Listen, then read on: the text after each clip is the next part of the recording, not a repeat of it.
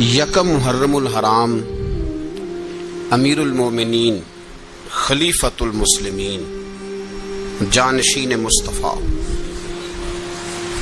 جبل استقامت اور رسول اللہ کے دین کا بہت بڑا سپاہی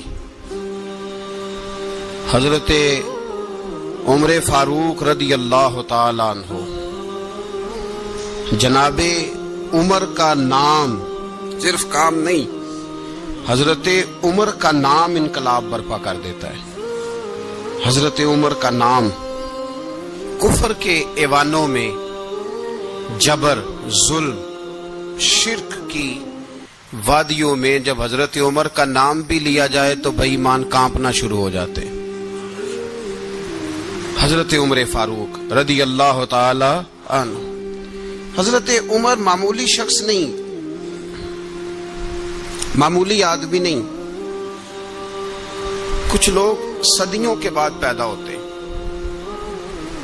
اور کچھ لوگ ایسے ہوتے ہیں جو ایک ہی بار پیدا ہوتے ہیں، ان جیسا دوسرا پیدا ہوتا ہی نہیں، دوسرا ان طرح کا پیدا ہوتا ہی۔ حضرت عمر رضی اللہ تعالی عنہ جیسی شخصیات پیدا ہی نہیں ہوتی دوبارہ۔ سارے صحابہ در رسالت مآب پہ خود آئے۔ یہ وہ عظیم شخص ہے جسے اللہ کے محبوب نے اللہ سے مانگ کے لیا، کہا اے اللہ یہ مجھے دے دے، اللہ سے مانگ کے لیا ہے۔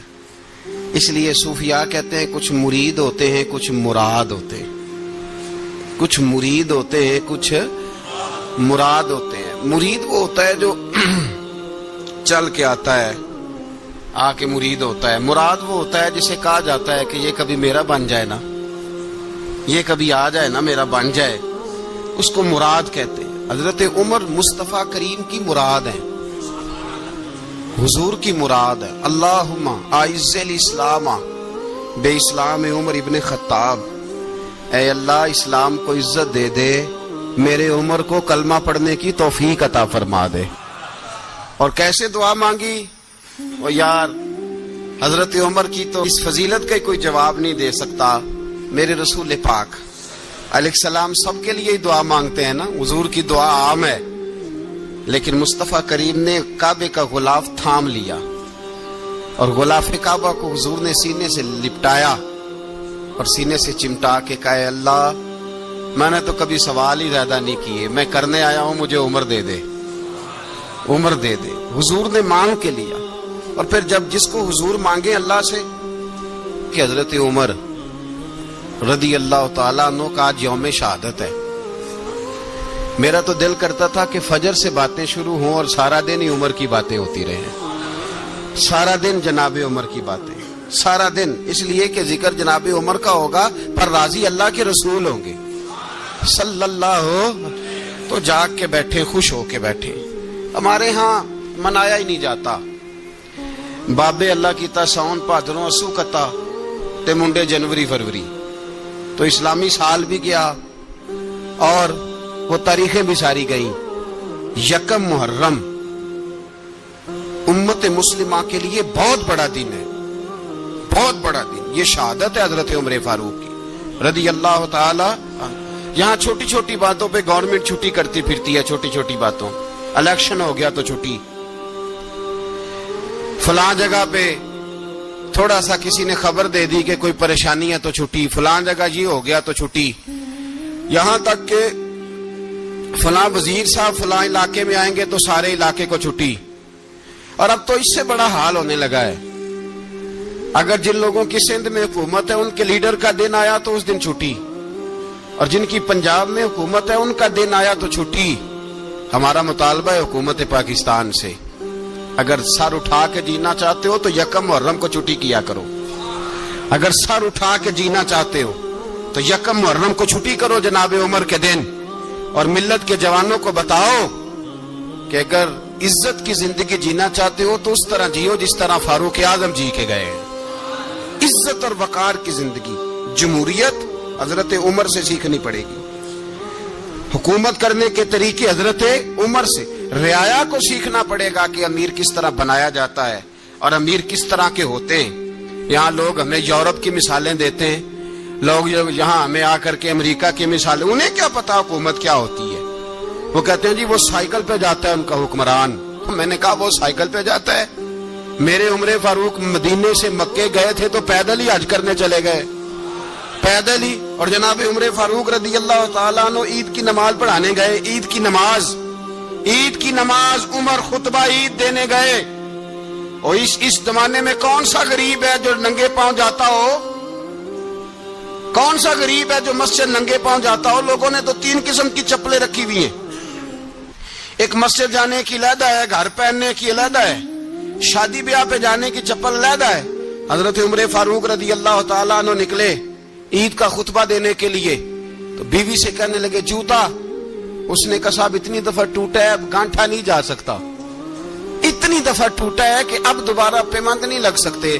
تو حضرت عمر کہنے لگے چل کوئی حرج نہیں ہے، بغیر جوتے کے ننگے پیر ہی چلتے ہیں، کوئی حرج نہیں۔ تو کہنے لگے لوگ کیا کہیں گے؟ فرمایا چپ کر، لوگ جس دن عمر نے یہ دیکھ لیا نا لوگ اس کے بارے میں کیا کہتے ہیں، اس دن عمر نہیں رہے گا۔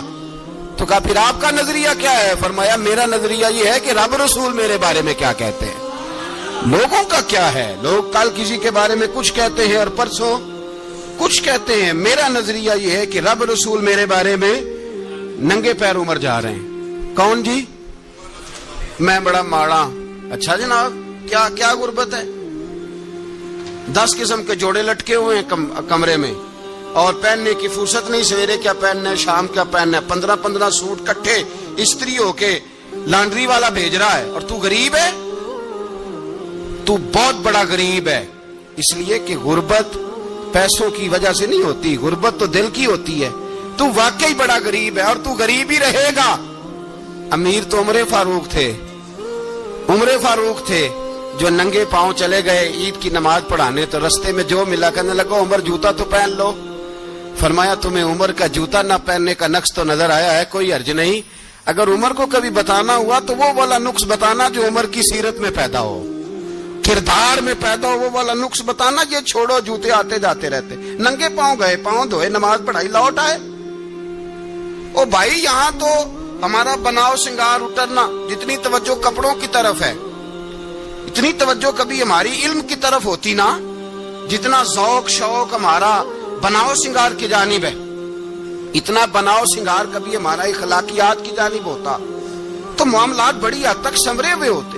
حضرت سیدنا فاروق اعظم رضی اللہ تعالی اپنی زندگی کو ترتیب دیا، ایک دن بھی خلافت نہیں مانگی اللہ سے۔ حضرت عوف بن مالک اشجعی ایک صحابی ہیں، حضرت عوف بن مالک رضی اللہ تعالیٰ عنہ فرماتے ہیں کہ جناب ابو بکر صدیق کا زمانہ تھا تو میں نے خواب دیکھا، میں نے خواب میں جناب عمر کو دیکھا، اور میں نے دیکھا کہ کوئی کہنے والا کہہ رہا ہے کہ عمر وہ ہے کہ اللہ کے رستے میں کوئی اسے جتنا مرضی برا بھلا کہے یہ پرواہ نہیں کرتا۔ کس کے رستے میں؟ بولے سارے۔ اس کا مطلب ہے اللہ کے رستے میں لوگ برا بھلا بھی، قرآن مجید نے کہا وَلَا يَخَافُونَ لَوْمَةَ لَائِمٍ، کچھ لوگ ایسے ہیں جو برا بھلا کہنے والوں کی پرواہ نہیں کرتے۔ آپ یقین کریں اگر پرواہ شروع ہو جائے نا تو دین کا کام ختم ہو جائے، نہ کوئی تقریر کرے، نہ کوئی تدریس کرے، نہ کوئی پیری مریدی کرے، ختم ہو جائے اگر باتوں کی پرواہ ہو۔ لیکن وہ پرواہ، حضرت عوف بن مالک اشجعی کہتے ہیں میں نے خواب میں دیکھا کہ عمر وہ ہے جو کسی کی پرواہ، اور دوسری بات میں نے یہ دیکھی کہ عمر خلیفہ بنے گا، اور تیسری بات میں نے خواب میں یہ دیکھی کہ عمر شہید بھی کیا جائے گا، عمر شہید بھی ہوگا۔ یہ میں نے 3 باتیں خواب میں دیکھی۔ فرماتے ہیں میں نے آ کے خواب حضرت ابو بکر صدیق کو سنائی، وہ خلیفہ تھے۔ وہ کہنے لگے ٹھہر جا، میں عمر کو بلاتا ہوں، اس کے سامنے دوبارہ سنانا، اس کے سامنے۔ فرماتے ہیں میں نے بلایا حضرت عمر فاروق کو، آ کے بیٹھے، خواب شروع ہوا۔ کا ایک بات تو میں نے یہ دیکھی کہ آپ ملامت کرنے والے کی پرواہ نہیں کرتے، دوسرا آپ خلیفہ بنے گے۔ جناب عمر کہنے لگے چپ کر، ابو بکر کے سامنے ہی کہہ رہا ہے، چپ کر، خلیفہ کے سامنے ہی کہہ رہا ہے۔ تو حضرت ابو بکر صدیق کہنے لگے عمر اسے کہنے دو، مجھے لگتا ہے رب کی رضا یہی ہے کہ میرے بعد اگر مصطفیٰ کا منبر ملے تو عمر کو ملے، اسے کہنے دو۔ یار یہاں تو لوگ ڈینگے مارتے ہیں، یہاں تو لوگ دعوے کرتے میرے سامنے فلانے کو بھی بٹھاؤ، فلانے کو بھی بٹھاؤ، اس کو کیا پتا، اس کو کیا پتا، یہ تو بڑکے مارنے کا دور ہے۔ حضرت عمر رضی اللہ تعالیٰ عنہ کو تیسری بات کہی، حضرت عوف بن مالک نے کہا آپ شہید کیے جائیں گے، میں نے خواب دیکھی ہے۔ نیک لوگوں کے خواب بڑی حد تک سچے ہوتے ہیں۔ کہا میں نے خواب دیکھی ہے، تو حضرت عمر کہنے لگے شہید تو دلیر لوگ ہوتے ہیں، شہید تو دلیر، جسے سارا زمانہ دلیر کہہ رہا ہے وہ اپنے بارے میں کیا کہہ رہے ہیں، کہتے ہیں شہید تو دلیر، میں تو کاہل سا آدمی ہوں، سست آدمی ہوں، میں تو اتنا کام ہی نہیں کرتا، تو یہ خواب تو نے جو ٹھیک ہے دیکھا ہے نا پھر سے دیکھنا۔ تو ابو بکر صدیق فرمانے لگے عاجزی نہ کر، انکساری نہ کر، تو جو کہہ رہا ہے ٹھیک کہہ رہا ہے، لیکن مجھے سن کے شکر بھی ہوا ہے اور افسوس بھی ہوا ہے۔ افسوس اس بات کا کہ تیرے جیسا بطل عظیم چلا جائے گا، اور شکر اس بات کا کہ رب تجھے زندگی بھی اعزاز والی دے گا، اور شہادت کی موت دے کے اللہ تجھے موت بھی عزت والی عطا فرمائے گا۔ اللہ موت بھی تجھے عزت والی دے گا، تجھے کاہلوں جیسی موت اللہ۔ حضرت فاروق اعظم رضی اللہ، او بھائی یہاں تو اس زمانے کا سب سے بڑا مسئلہ پروٹوکول ہے۔ لوگوں کو پتا ہوتا ہے کامل پیر ہے، کامل مرشد ہے، لوگ نہیں جاتے۔ میں کسی کا مرید ہو جاؤں، میرا پروٹوکول کدھر گیا؟ پتا ہوتا ہے یہ کامل استاد ہے، میں اس کے پاس بیٹھوں گا تو میری تربیت کرے گا، لیکن لوگ شاگرد نہیں بنتے، میں کدھر گئی؟ یہ جو پروٹوکول کی مصیبت ہے نا، اس نے بڑے بڑے لوگ زیرو کر دیے، بڑے بڑے لوگ۔ اور یہ مت سمجھے کہ آپ کا وزیر اعظم پروٹوکول لیتا ہے یا آپ کا صدر پروٹوکول، وزراء، ایسی کوئی بات نہیں۔ ہم چھوٹے طبقے سے لے کر بڑے سارے پروٹوکول کے قائل ہیں۔ ہمارا تو داماد بھی کہتا ہے کہ مجھے پوچھا نہیں میں تمہارے گھر کیوں آؤں۔ ہمارا تو بھائی ہر شخص اعلان کرتا ہے پروٹوکول کا، فلانے نے عزت نہیں دی تو واپس آ جاؤ، فلانے نے سلوٹ نہیں کیا تو واپس آ جاؤ۔ لوگ جہاں سلوٹ کرنا چاہیے وہاں بھی سلوٹ کرانے کے قائل ہیں۔ پر حضرت عمر رضی اللہ تعالی، حضرت عمر کی سادگی اور پھر جناب عمر کی عاجزی، جب انسان اپنے اوپر سوار کر لیتا ہے نا، سوار کر لیتا ہے، میں بدکار پرانا خادم، کسے در ملی نٹ ہوئی، تے واصف یار نے نظر جو کیتی تے واصف ہی ہو۔ میں اکثر سوچتا ہوں حضور نے جہاں بھی کہا نا، فرمایا میرے بعد نبی ہوتے تو خطاب کے بیٹے عمر ہوتے۔ حضور نے فرمایا عمر جس رستے سے جاتا ہے شیطان وہ رستہ بدل جاتا ہے۔ نبی پاک صلی اللہ علیہ وسلم نے فرمایا میرا عمر وہ ہے کہ اس کی زبان پر حق جاری ہے۔ حضور علیہ الصلوۃ والسلام نے فرمایا 950 سال حضرت جبریل میرے عمر کی شان بیان کریں تو ان کی عظمت ختم نہیں ہوتی۔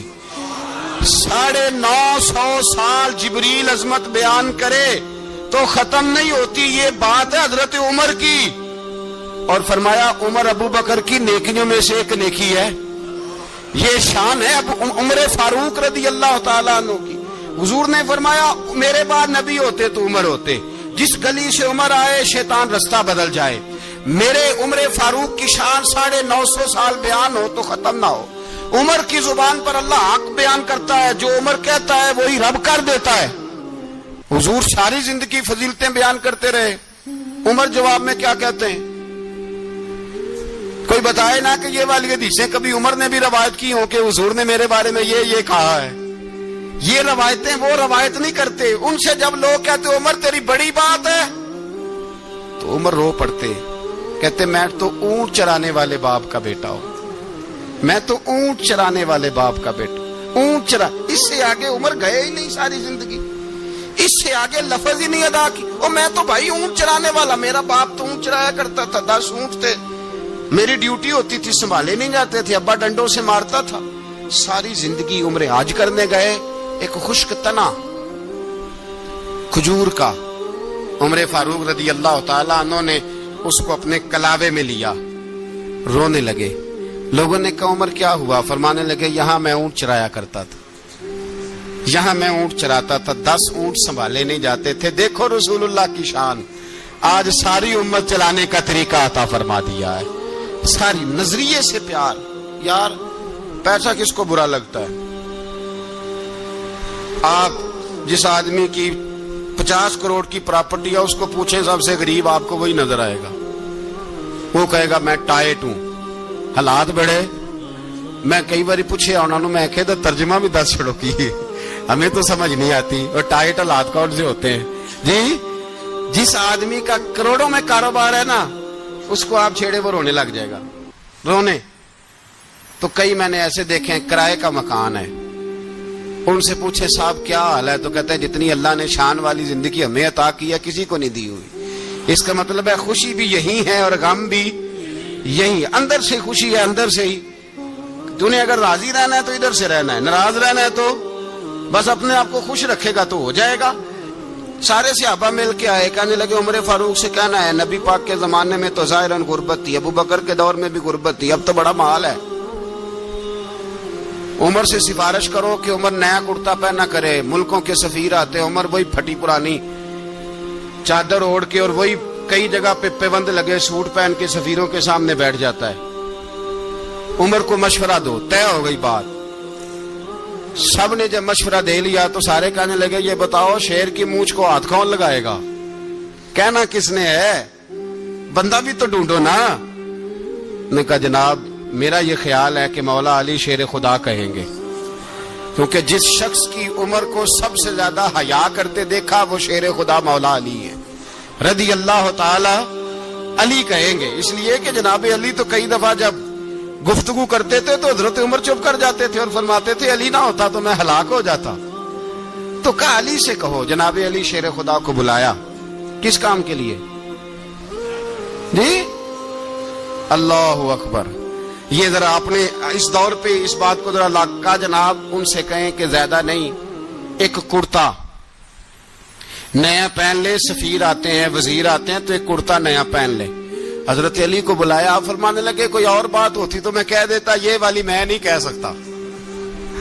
کوئی اور ہوتی تو میں عمر کو کئی دفعہ کہہ دیتا ہوں، جلال میں بھی تو سن، یہ والی میں نہیں کہہ سکتا. میں تمہیں ایک مشورہ دیتا ہوں. کہ وہ کیا؟ کہنے لگے سیدہ عائشہ صدیقہ سے کہو، وہ مومنوں کی ماں ہیں، عمر ٹالے گا نہیں. اماں جی سے جا کے اماں جی نیا کرتا عمر سے کہیں پہن لیں. وزیر آتے ہیں، بڑے بڑے لوگ، تو چلو کوئی حرج نہیں. اماں جی نے کہا اچھا کوئی بات نہیں میں بلا لیتی ہوں. جناب عائشہ نے پیغام بھیجا. جب خادم نے کہا نا مصطفیٰ کے گھر سے پیغام آیا ہے، تو 20 لوگ بیٹھے تھے. عمر کانپتے ہوئے اٹھے، کانپتے دوڑے. حضرت عائشہ پردے میں تھی تو فرماتی ہیں عمر اتحیات کی حالت میں بیٹھ گئے. کہا اماں جی دیر تو نہیں ہو گئی مجھے آنے میں؟ کہا نہیں ٹائم پہ آ گئے ہو. کس لیے بلایا تھا؟ کہا عمر دیکھو غربت کے معاملات اور ہوتے ہیں، جب اللہ آسانی دے تو کوئی چیز استعمال کرنا حرام نہیں ہوتی، اگر حرام ہے تو بتاؤ. کہا نہیں اماں جی حلال ہی ہے. تو فرمایا پھر اتنے سفیر آتے ہیں، مشیر آتے ہیں، اب تو مال غنیمت بڑا آتا ہے، ڈھیر لگ جاتے ہیں مسجد میں، تو چل ایک نیا کرتا تم بھی پہن لیا کرو. اور آپ نیا کرتا پہنو گے تو دھاک بیٹھے گی غیروں پر. تو صحابہ کا مشورہ ہے کہ آپ نیا لباس پہنے. اماں جی کہتی ہے میں نے حکم دیا تو عمر چپ کر گئے، گردن جھک گئی. تھوڑی دیر کے بعد سیدنا عمر فاروق نے سر اٹھایا تو داڑھی پہ آنسو گر رہے تھے. رو پڑے. کہنے لگے پاک محبوب کی پاک بیوی جیسے حکم کرتی ہو میں حاضر ہوں، پر مجھے وہ والا لباس پہنانا جو میرے مصطفیٰ نے پسند فرمایا ہے. اگر یہ رنگ رسول پاک کا ہے تو میں حاضر ہوں، اور اگر نبی پاک کا نہیں تو پھر جیسے آپ حکم کریں. جناب عائشہ کہتے ہیں عمر روئے تو میں زیادہ روئی، میرا پلو بھیگ گیا آنسوؤں سے. میں نے کہا عمر آپ جائیے. عمر یوں نکلے تو جو صحابہ کھڑے تھے وہ کونے میں تھے، سارے آ گئے.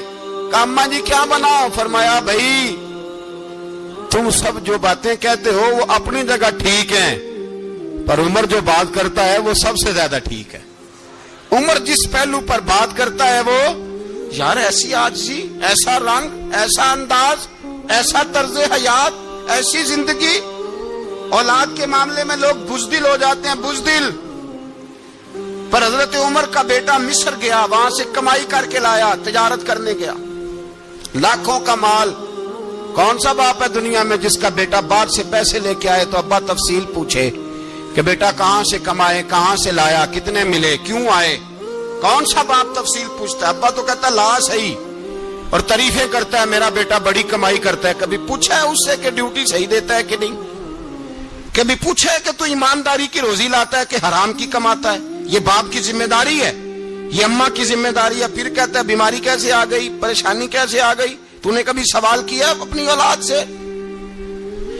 हजरत उमर फारूक रदी अल्लाह ताला अन्हु का बेटा मिस्र से पैसे कमा के लाया तो जनाब उमर ने बुलाया, फरमाया बेटे इतनी तो तेरे पास राशि नहीं थी, थोड़े से तो तू पैसे लेके गया था, इतनी कमाई कैसे हो गई? इतने तो पैसे नहीं थे साहब, कहां से कमाई लाए?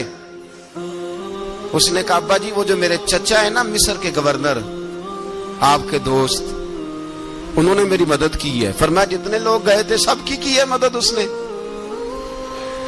कहा नहीं सिर्फ मेरी की। फरमाया तेरी क्यों की? तेरी क्यों की? कहा हुजूर आपके दोस्त हैं। फरमाया चुप कर, हुजूर उन्होंने मुझे इतने पैसे दिए, मैंने कारोबार में डाले तो नफा आया तो मैं उनकी रकम दे के। फरमाया खामोश हो जा, बाकी जितने लोग गए थे सबकी मदद की उसने? कहा नहीं हुजूर सिर्फ मेरी की। फरमाया उसने तेरी मदद नहीं की, उसने खलीफा के बेटे की मदद की, इसलिए कि वो खलीफा को अपने हक में नरम कर सके।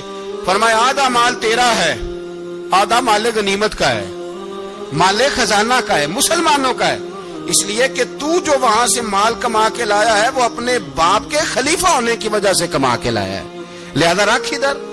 यहां कहते हैं किधर से आया, कैसे आया, कौन सा हिसाब दें, क्या करें? ओ भाई हजरत उमर रज़ी अल्लाह ताला अन्हु का अपनी औलाद के बारे में ये रंग है। एक जंग से ना खुशबू आई, खुशबू बड़ी महंगी होती थी, अरब में खुशबू आज भी बड़ी महंगी है, वो ज्यादा इस्तेमाल करते हैं। मेरी बातों की समझ आ रही है मेरे भाइयों? बड़ी महंगी खुशबू थी। जब वो खुशबू आई तो हजरत उमर ने कहा, घर में पहले पहुंची हजरत उमर के, चूंकि ज्यादा औरतें इस्तेमाल करती थी घर के अंदर खुशबू, मर्द भी लगाते थे। हजरत उमर ने अपनी बीवी से कहा, आपकी जौजा तो थी वो बड़ी खुशबू को पसंद करती थी। हजरत उमर ने अपनी जौजा से कहा कि खुशबू लाओ, मैंने एक औरत की ड्यूटी लगाई है, वो खुशबू तोल तोल के ना तो हिस्सा बराबर सहाबा में बांट देगी। तो आपकी जौजा कहने लगी किसी बीबी की ड्यूटी लगाने की क्या जरूरत थी, मैं जो मौजूद थी मैं बांट देती हूं तोल के हिस्सा बराबर। आपने फरमाया नहीं तू रहने दे, तो फलानी बीबी बांटेगी। कहा हुजूर मैंने भी बांटनी है, मेरे पे कुछ हक है? आपने फरमाया नहीं तू तफसील ना पूछ, तू खुशबू दे दे, कोई और बांटेगी। खातून ने खाना थी ना, कहने लगी नहीं मुझे भी आज आपको बताना ही पड़ेगा कि कोई जो बांट सकती है तो मैं क्यों नहीं बांट सकती? जौजा कहती उमर ने बात की तो मेरी चीखें निकल गई। हजरत उमर फरमाने लगे जब तू खुशबू बांटेगी ना तेरे हाथों को भी लगेगी, तेरे दुपट्टों को भी लग जाएगी। अगर रब करीम ने मुझसे सवाल पूछा कि उमर खुशबू तो मुसलमानों की थी, तेरी बीवी के दुपट्टे को क्यों लग गई, तो मैं अल्लाह के हुजूर क्या जवाब दूंगा? अगर अल्लाह ने यह सवाल किया कि तेरी बीवी ने क्यों लगाई, वो तो हिस्सा था मुसलमानों का, तो तूने तेरी बीवी ने क्यों लगाई? तो फरमाया मैं नहीं चाहता कि अल्लाह के हुजूर मुझे और तुझे बाजपुरस हो, लिहाजा किसी और को बांटने दे। जौजा रोई और तड़प के कहने लगी उमर मुझे लगता है सुबह कयामत भी तेरी बीवी होने की वजह से अल्लाह मुझे जन्नत अता फरमा देगा, तेरी जौजा होने की बरकत से। भाई ये मेयार रखा, खुदा की कसम ऐसा शख्स तारीख में दोबारा नहीं आया। इतना बड़ा आदमी, इतना बड़ा शख्स, इतना बड़ा आदमी, और फिर रंग ये है कि उमर 22 लाख मुरब्बा मील का हुक्मरान, 22 लाख, और खजूर के दरख्त के नीचे मट्टी का ढेला लेके सो गए हैं, परवाह कोई नहीं, कोई मसला ही नहीं। 2 गुलाम साथ बैठे तो एक रोटी हजरत उमर ने घर से मंगवाई, थोड़ा सा सिरका, तो गुलाम कहने लगे हमने भी खानी है। फरमाया कोई अर्ज नहीं, रोटी को पेट भर के खाना जरूरी तो नहीं, 3 हिस्सों में बांट लेते।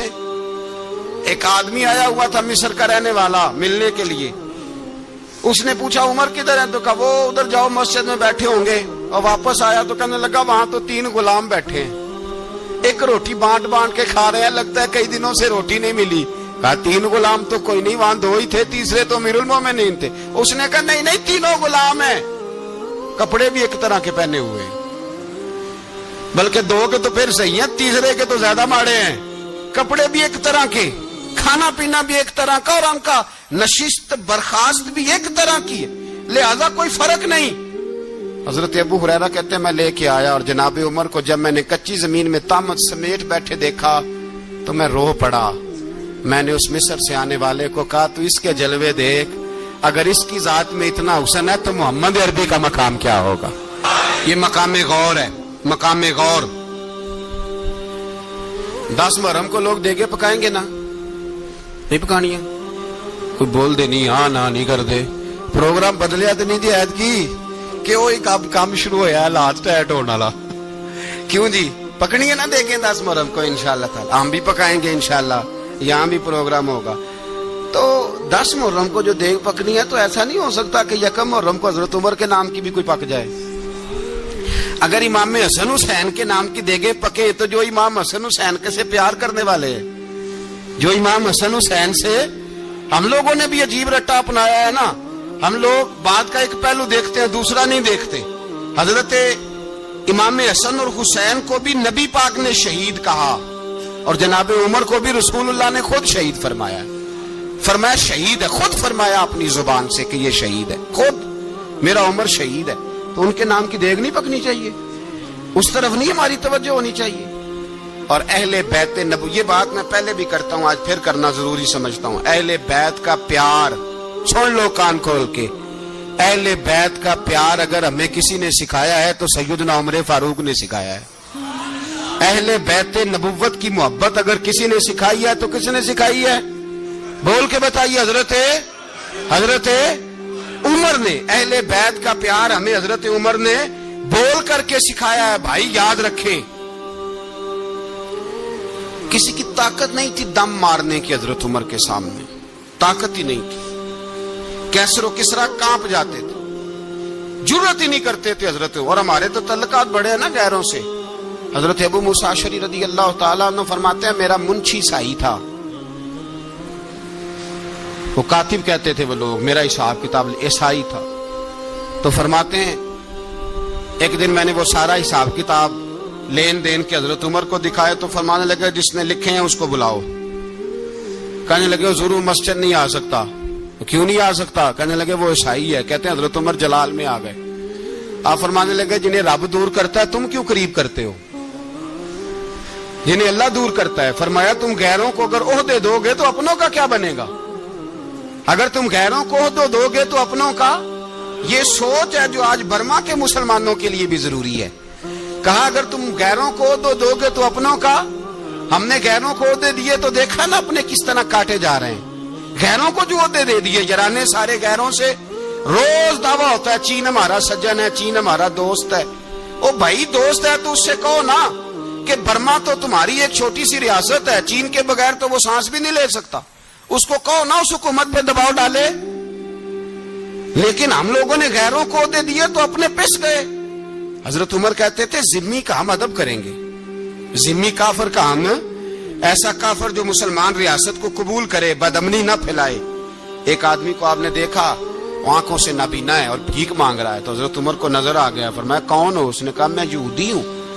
فرمایا بھیک کیوں مانگتے ہو؟ کہا جب تک تندرست تھا مسلمانوں کو جزیہ دیتا تھا، بوڑھا ہو گیا ہوں کیا کروں؟ حضرت عمر نے گھوڑے کی پشت پہ بٹھایا کافر کو، گھوڑے کی پشت پہ بٹھایا اور بٹھا کے مدینے لائے۔ حضرت علی شیر خدا وزیر خزانہ تھے، فرمایا علی اس کا وظیفہ جاری کرو۔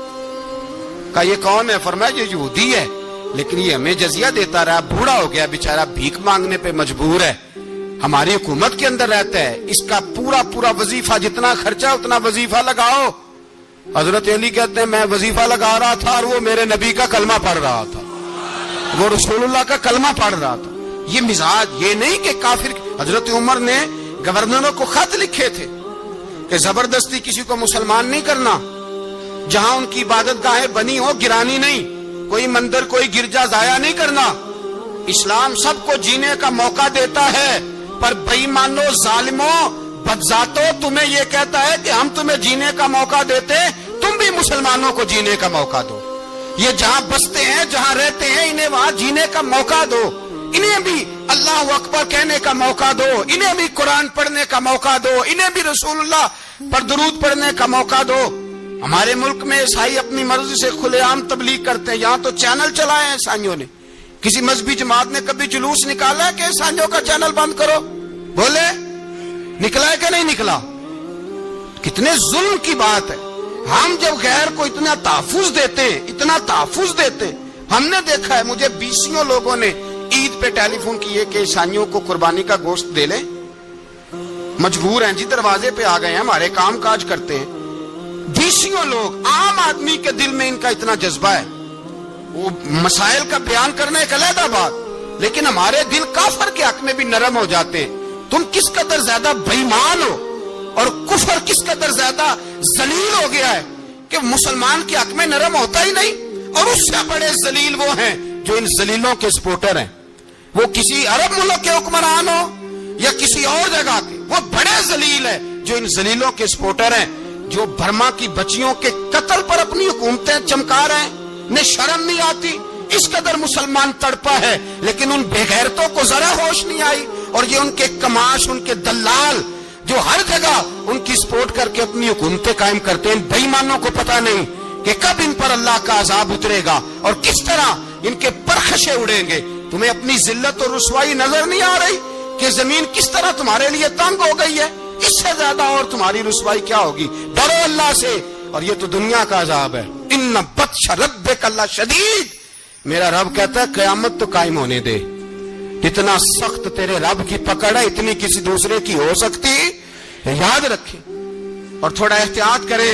ہم سب لوگ بھی، جو ہم لوگ آدھی زبان بول کے بھی ان کی سپورٹ کرتے ہیں، اب شرم آنی چاہیے ہمیں ان حکومتوں کی سپورٹ کرتے جو مسلمانوں کی لاشوں کے اوپر حکومتیں قائم کرتے ہیں. شرم آنی چاہیے. بہرحال بات دور نکل جائے گی اور میں اپنے مضمون پہ رہتا ہوں. اہل بیت کا پیار اگر سکھایا ہے تو جناب عمر نے سکھایا ہے رضی اللہ تعالی عنہ. امام حسن ملنے، آپ یقین کریں میں جب اس واقعہ کو پڑھتا ہوں تو میرا دل جھوم جاتا ہے. میں کہتا ہوں یار ڈاٹا ہونا اپنی جگہ پہ، عشق ہونا اپنی جگہ پہ، انسان کا باوقار ہونا اپنی جگہ. جہاں کھڑے ہونا تھا وہاں یہ کھڑے ہوتے تھے، اور جہاں جھکنا تھا وہاں یہ. ان لوگوں میں اقبال نے کہا تھا تیری نگاہ ناز سے دونوں مراد پا گئے، عقل غیاب و جستجو، عشق حضور و اضطراب. جہاں اگر آیا ہے سامنے کیسر و کسرا تو عمر جیسا دلیر کوئی نہیں. اگر سامنے آیا ایران کا بادشاہ تو عمر جیسا تگڑا کوئی نہیں. اگر آیا ہے سامنے غسان کا بادشاہ تو عمر جیسا عادل کوئی نہیں. لیکن اگر علی کا بیٹا آیا ہے، اگر فاطمہ کے لال پارے آئے ہیں تو پھر فاروق اعظم سے جیسا محب کوئی نہیں، پھر ان سے جیسا پیار کرنے والا کوئی نہیں.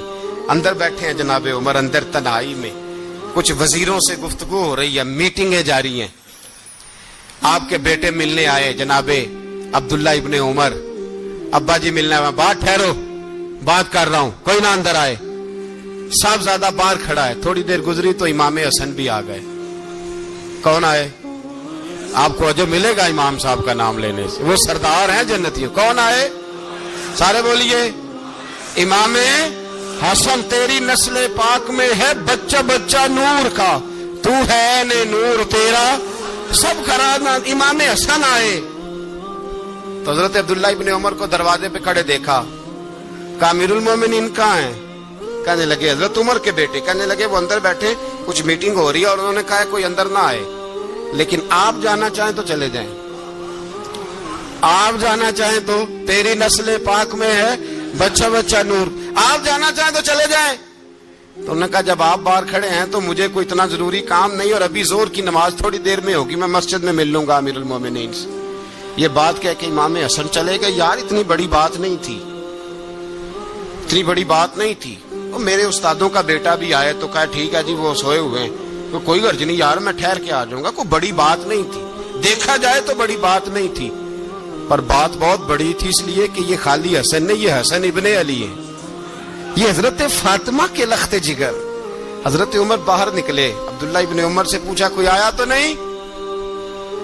تو کہا حضور امام حسن آئے تھے. تو کہا پھر شہزادے کو اندر کیوں نہیں بھیجا؟ کہا میں نے کہا تھا. وہ کہنے لگے اگر امیر المومنین مصروف ہیں تو میں ظہر میں مل لوں گا. حضرت عمر رونے لگے. فرمایا بیٹے تو نے اچھا نہیں کیا. پھر مسجد نہیں گئے، सीधे इमाम हसन के दरवाजे दस्तक दी। इमाम हसन बाहर आए, कहा शहजादे आए थे तो मिले क्यों नहीं? तो इमाम हसन कहने लगे हुजूर आपका अपना बेटा दरवाजे पे खड़ा था, आपका अपना बेटा दरवाजे पे खड़ा था, वो मना भी किया था आपने तो मैं जोर में मिल लेता। हजरत इमाम हसन फरमाते जोशे जज्बात में जनाबे उमर ने सर से पगड़ी उतार दी, जोशे जज्बात में कहने लगे हसन मेरे बेटे का और आपका क्या मुकाबला? क्या उसकी माँ का नाम फातिमा ज़हरा है? क्या उसकी नानी का नाम खतीजतुल कुबरा है?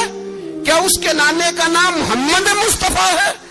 आपका और उसका क्या मुकाबला? फिर रो पड़े और कहने लगे बेटे मैं मक्के के सहराओं में ऊंट चराया करता था, ये जो मेरे सर पर इज्जत के बाल हैं ये तेरे नाने के उगाए हुए।